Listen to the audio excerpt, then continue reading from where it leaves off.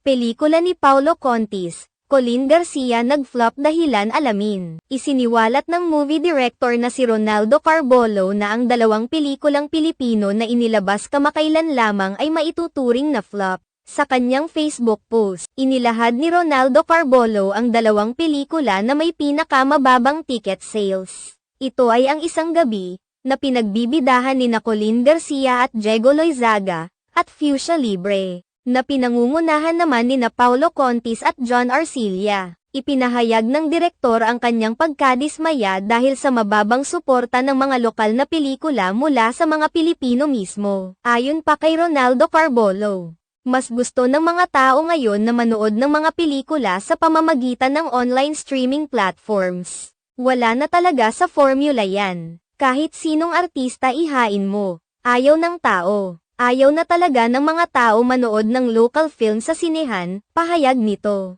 Ang mahal talaga ng panonood ng sine, kumpara sa ang mura naman ng subscription ng Netflix at pwede pang ipasa sa iba ang subscription ng libre, dagdag pa niya. Iminungkahi niya na mas makabubuting mag-collaborate na lang ang mga producer sa mga online streaming platforms at mag-produce ng mga film na may magandang quality upang tanggapin naman ng mga online streaming platforms. Kaya the best thing talaga ay i-produce ang pelikula with Netflix quality at ibenta diretso sa Netflix, upang hindi naman laging luhaan ang producer na walang bumabalik sa ipinuhunan, saad nito. Marami naman sa mga netizens ang sumang-ayon sa naging pahayag na ito ni Ronaldo Carbolo. Samantala may mga netizens rin naman na nagsasabing nakadepende pa rin yan sa mga artista gaganap sa pelikula dahil may mga Filipino film pa rin naman na nagiging blockbuster hits kagaya na lamang ng pelikula ni Catherine Bernardo, Marian Rivera,